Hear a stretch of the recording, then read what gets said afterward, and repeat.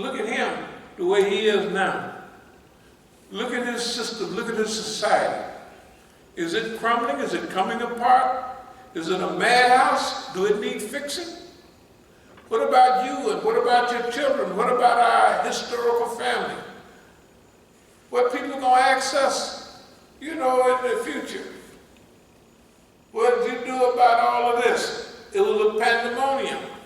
Well, pandemonium, I ducked and covered. That's what they said when they have atomic blast, right? You remember in school? To protect yourself from say a 50 megaton bomb. That's, the fireball is 5 square miles. A 50 megaton bomb. A 100 megaton bomb is 10. If they drop one right on you, and you want to get away, you duck and get under this desk. That's what they told us. That's what they're telling niggas now. Right today. You want to survive this? Duck and cover. Just get under here. Right? It's insanity, right? They don't care about you. And since most of y'all is at retirement age, here's a suggestion.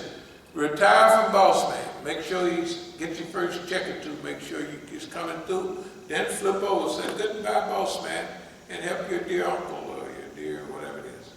Right? Yeah. Everybody is retirement age now. Now I know they say this. I'm just going to read you this and then I'm going to close out. Letter of introduction in D.C. churches, because I got a letter of introduction. I passed the same thing out in Oakland. This has been 10 years ago at least. Allen Temple, that's right. Our famous church. And see, y'all got it mixed up.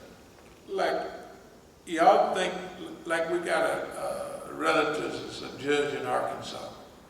And I heard y'all brag at Allen Temple. This is my something or other, our relative. He's a judge in Arkansas. Y'all like that. That means because we in the, that man is the slowest man. He got to be slow. He's not a criminal, but he knows if you're a judge, you know that you got to send 80% of the Negroes to jail. You are a lawyer, you know the system is corrupt from top to bottom. If you're a judge, you sanction it. I sanction this behavior. Anyway, I'm just going to read to the top to the bottom and then I'll stop. But remember the old Uncle Sam with the hat, I want you, the same thing, we want you.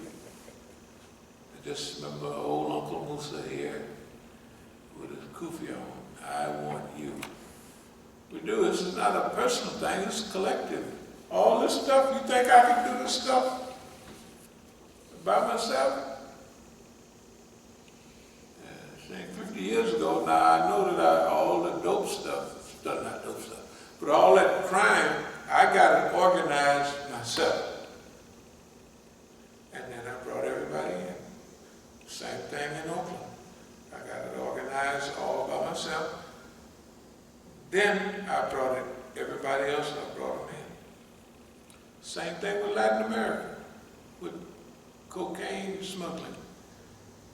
I got it all organized, all by myself. Then I brought everybody in. But what happened? Everybody that was a part of that got rich. And if you're going to stick with the pattern, everybody that was ever with me, nobody went to jail, except our brother. And it was the people in our organization that snitched on him because he came into the organization late and they didn't want him to take their place. So they snitched on him. It's okay. Okay. Peace be upon those who follow the inspired guidance. That's the way you're supposed to say it. My name is Musa. minister or pastor at Masjid. I'm located on the corner of Benning Road, Southeast Washington, pictured above. We have served Southeast community for over 20 years, it's 30 years now.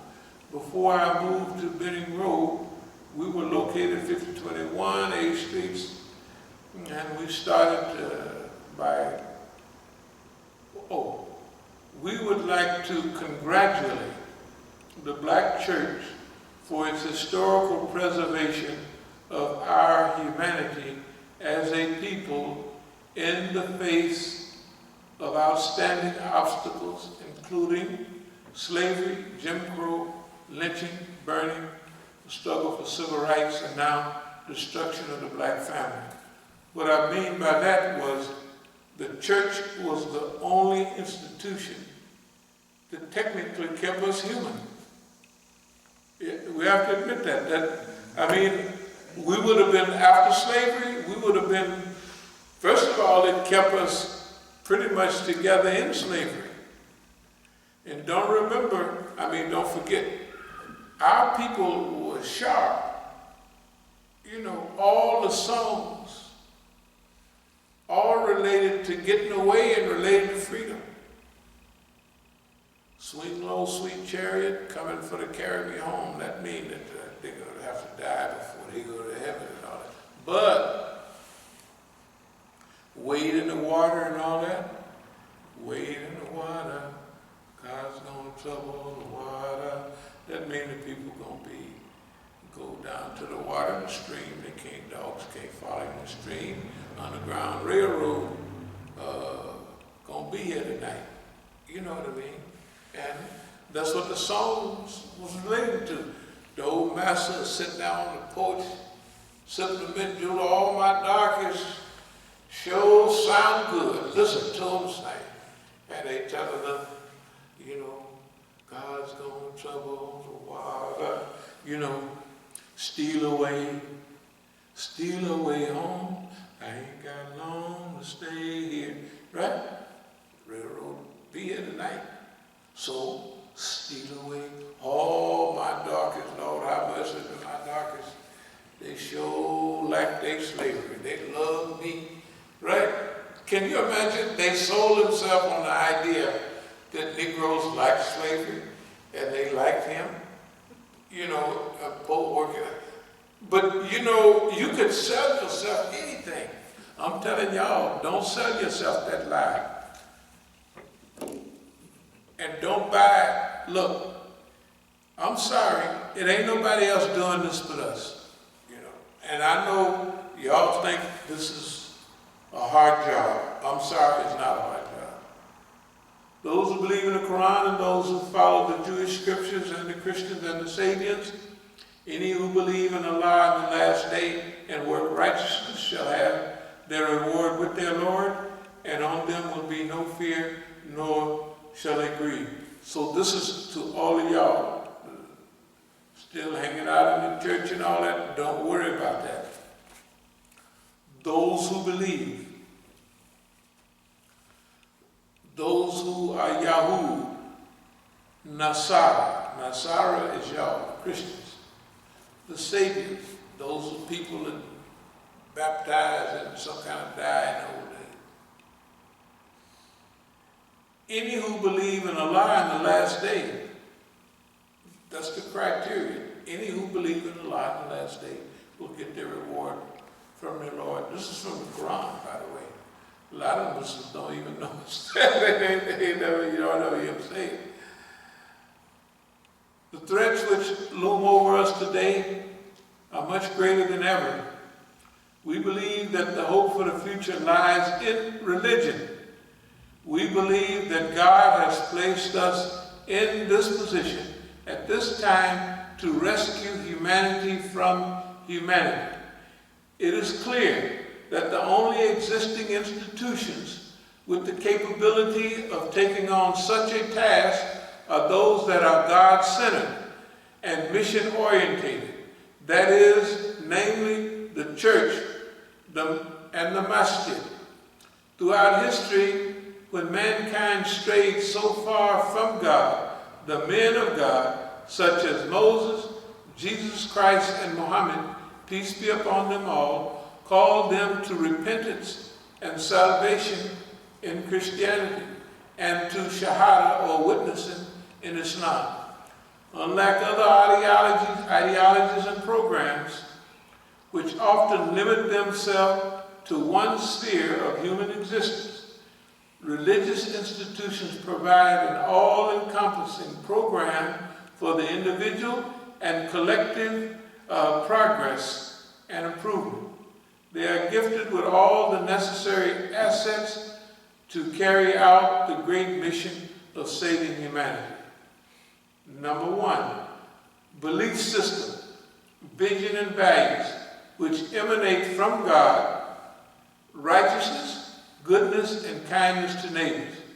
Through this strong foundation, all which is good and wholesome for mankind is worked toward, and the bounties given by God are established. Number two, organizational structure. You'll probably notice alternative resistance, nonviolent resistance, and alternative resistance.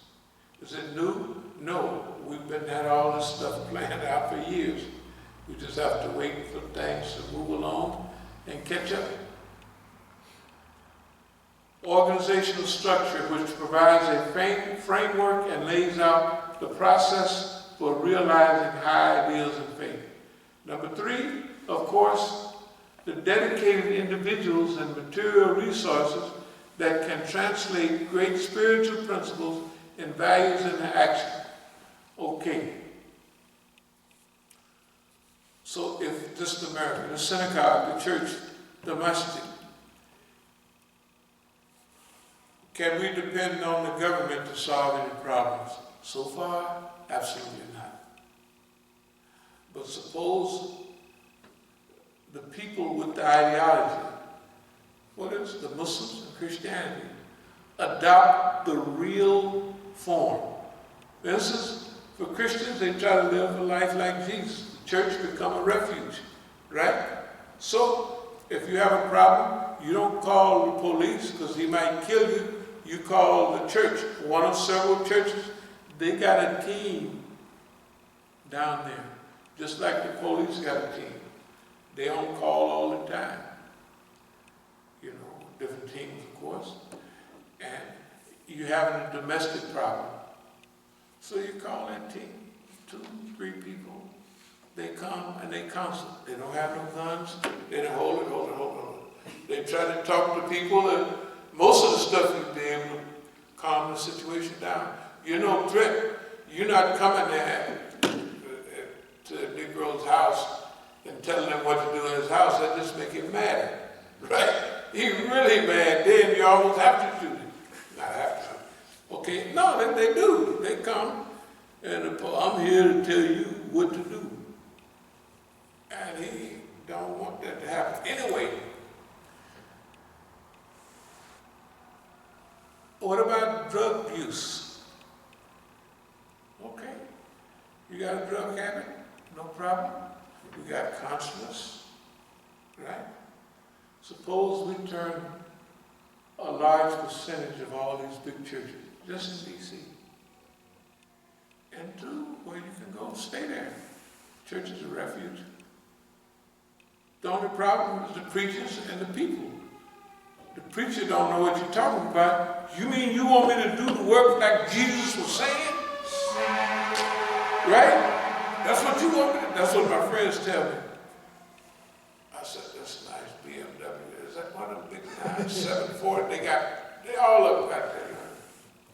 They got it for themselves. I didn't mention their names during the transition because they got everything for themselves. This is Pastor so-and-so.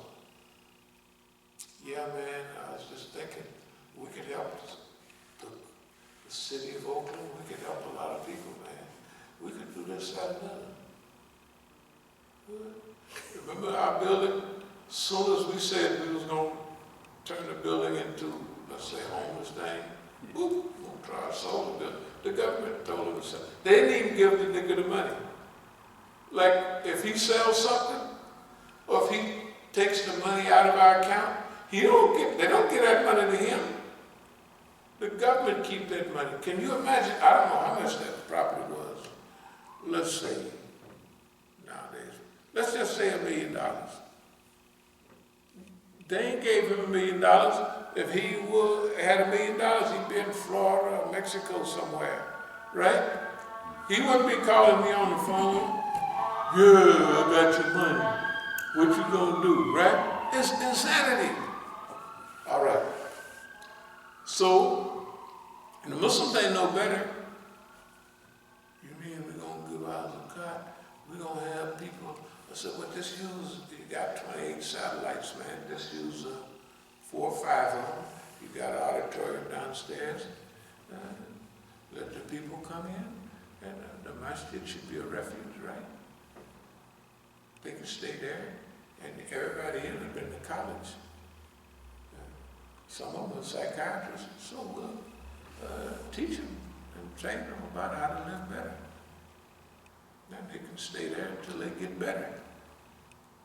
Well, I say, yeah, that's good deeds. That's what the Quran tells you to do, right? That's actually what our book, our hadith, that's what it tells us to do. It's just that nobody wants to do it. As soon as we get ready to do it, I'm telling you, you can look at the date on the thing. They sold it. We're going to have a big, in Oakland, we have a lot of property, the biggest property out there. We're going to turn it into, we're going to turn it into a 3.5 star, let's call it a homeless shelter. 3.5 stars mean you don't just be loaded in there and the showers over here, the bunks over here. No, when the homeless people, what would you like, Mr. So-and-so, for breakfast? Right? You got the towel right over here, ask them what they take their order. That's the kind of home, that's a 3.5 star homeless shelter. We're going to move up to 4, but we're going to start at 3.5. It's simple. Why? They say 65% of the people that are homeless have some contacted psychological and emotional stress. If you treat them like a human being, you're going to solve 40% of that right away, right? For treating them like a human being. And you don't care whether they appreciate it, whether they like you, or whether you're doing it because that's what the job calls for. I'm not going to mention that they should legalize drugs because Muslims don't use drugs. But if we want to make this global transition, they have to legalize drugs because you can't do nothing as long as people use the dope and they get all the money anyway. I'm going to move to water close. So we got the system, we got the people, dedicated individuals that don't want to do the job. But none of our job is a little incy-pincy job. Everything we talk about is serious, you know? Just as the Civil Rights era, when the church became the foremost vehicle of achieving our goals and dreams, i.e. Dr. King, so today the religious establishment must reach back to its original mission, inherited from the prophets, and make this earth a place worth living in. Our hopes, dreams, and aspirations are very close to yours, so we being friendly with them. Over the years, we have had the opportunity to represent Islam in speeches and interviews on TV, on radio, and newspapers all over the world, including South Africa, Botswana, Sri Lanka, Pakistan, Iran, and all over Europe. We have made friends all over the world, yet in the United States, in the U.S. media, we are branded as terrorists and anti-American. Honestly, who can terrorize anybody in Southeast D.C.? You know, just imagine. You're going to terrorize the Southeast. Well, when this was written, people really did feel nervous about the Southeast. Now it's moderating. I've seen a guy across the street, he got an American flag out there, one of the big ones. White guy, I tell you. As your neighbors, we testify We have only been an asset here in Southeast. In other words, we've been an asset. In my travels, I have been steadfast and forthright in explaining the two-war policy of the United States government manufactured by the FBI and the CIA. And I'll close with this. Number one, war on drugs. This is actually a war on black people characterized by the following items: destroying the family and community in which they have been 100% effective. B, taking away constitutional rights and guarantees. C, turning urban centers into police states. D, criminalizing the whole black and Latino community. War against Islam. The Muslim threat is actually meant to achieve the following goals: stopping the global Islamic revival, which has been steadily growing momentum across the world from here to Palestine. B, branding all good works of Muslims as terrorism. C, changing the public image of Muslims from advocates of education and development and social justice to one of terrorism. I might as well read the last. We can say with experience and confidence that the biggest dope dealer and terrorist in the world is the United States government. The U.S. government and its affiliate media, such as Fox News, have consistently used perception management, self-image management techniques to paint us and Islam as an ugly, unrealistic light. These false images hide the truth. The truth is that our community is made up of countless individuals who have witnessed the positive transformational power of Islam, including myself pictured above. Through the mercy of Allah, I was transformed from being the biggest crime boss and drug dealer in Northern California in the 1960s and 70s to become a respected, faith-oriented personality. That is what our people need. Transformational power of faith, through which we can turn from being community liabilities to community assets. This in mind, we look forward to making a new world that Moses, Jesus, and Muhammad, peace be upon them all, would be proud of. So this just goes along with the point I'm making is we've been at this point a long time. We've been here. This thing is at least 10 years old. I don't even know how. It's way over 10 years old. Okay. So's all these other ideas.